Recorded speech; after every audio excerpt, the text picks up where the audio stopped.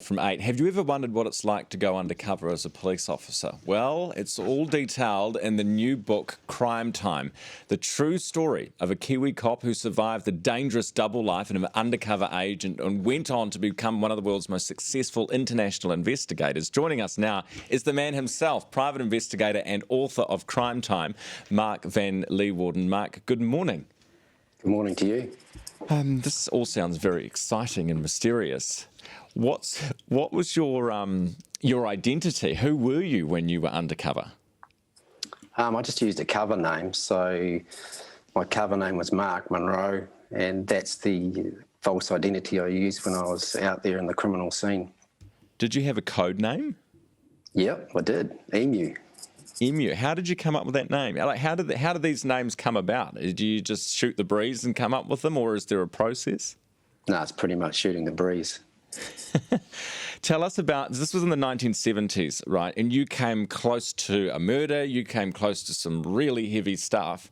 How did you get into this particular field?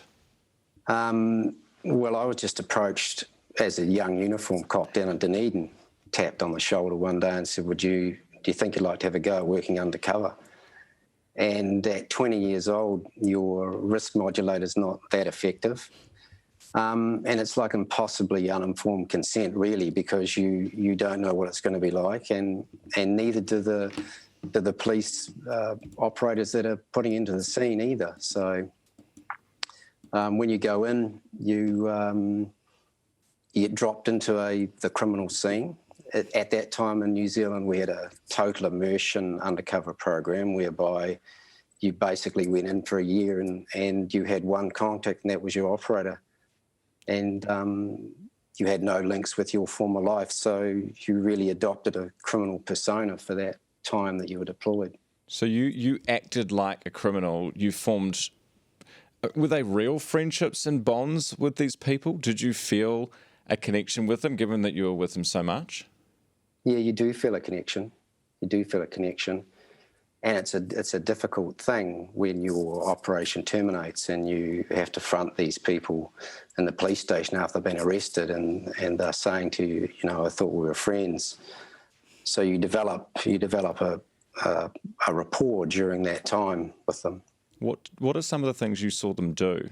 And how do you stop, did you see anyone get hurt? Did you see drug deals going down? And how do you stop yourself from your human instinct wanting to intervene?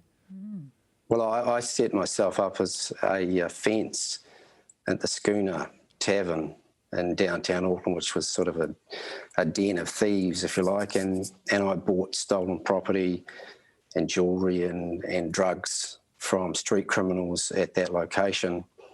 And then I moved from there as well, and I was dragged through the scene by a senior underworld figure, and he introduced me to other parties within the scene, which I was also able to gather evidence on.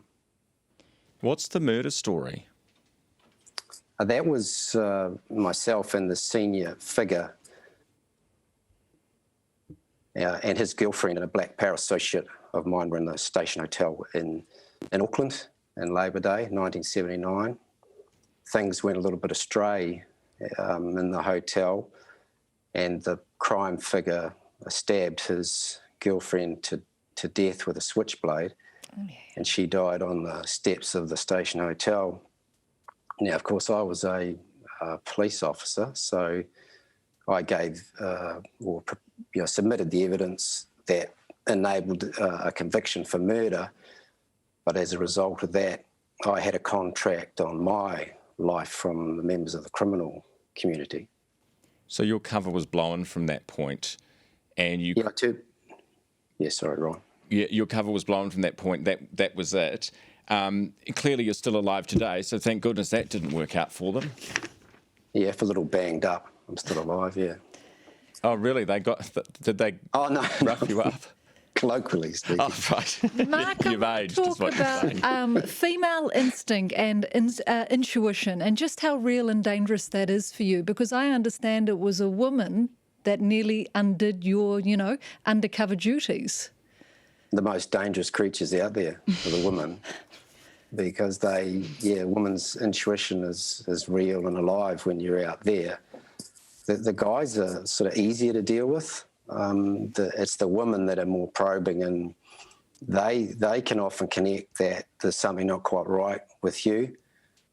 And on one occasion, what happened was my criminal associate's girlfriend, the one who ended up deceased, she cooked me a meal of mince one night, and of course, as a good country boy does, I thanked her for the mince, which is something that you're not supposed to do out there, and she thought that was a little bit unusual. So you had to be wary of just about every woman that you come across in the scene. Mark, tell me, was there ever a time where you thought perhaps you could have been turned? No, that, you follow your own mores and you're out there to do the job. But I must say, when I terminated, and you're in the police station, there's 120 cops there and it's 6 a.m, everyone's getting ready to go and do search warrants, and I was standing there and you get wheeled out like sort of a wild animal into the lights for everyone to see you, and I often thought at that particular time I was thinking I was sort of in some sort of denouement between whether I was a criminal or whether I was a cop. Goodness me. Do you know any of the whereabouts of any of those criminals who you were sort of in bed with for those years? Have you spoken to any of them since? No. Well, when I entered the CIB back in Auckland, I did come across those same guys that I dealt with in the scene, but no, I haven't. Some of them are deceased now anyway, so there's not really any threat that exists from that anymore. And, it's like 3 decades ago. Things have certainly changed now. It's not like that currently. Yeah. Do we not do this anymore? Is that not how undercover work's done these days? I'm not familiar with what was happening currently. This book was what it was like then, and, I wanted to put it out there about what it was like. And the reason why I wrote the book, I had never intended to do that, but Alan Duff of Once Warriors fame contacted me about 6 years ago and said, could he write a book about my adventures?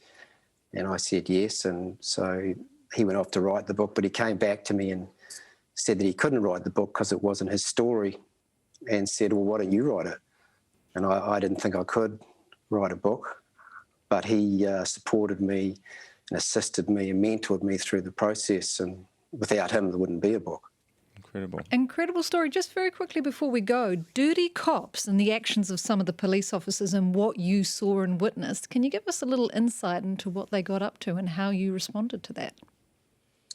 Well, as you develop more into the criminal scene, you get focused on by the police, who obviously don't know that you're a cop, but they think you're a criminal figure. So I used to get heat from police, but I actually never saw any corruption from the other end, from police during that time. Interesting. Hey, thank you so much for joining us this morning. We really appreciate it. Private investigator and author of Crime Time, Mark van Leewarden, with us this morning. Thank you, Mark. If you'd like to get your hands on one of his books, it's available now from all good bookstores. It's just gone now, goodness me, 3 minutes after 8. Let's get to news.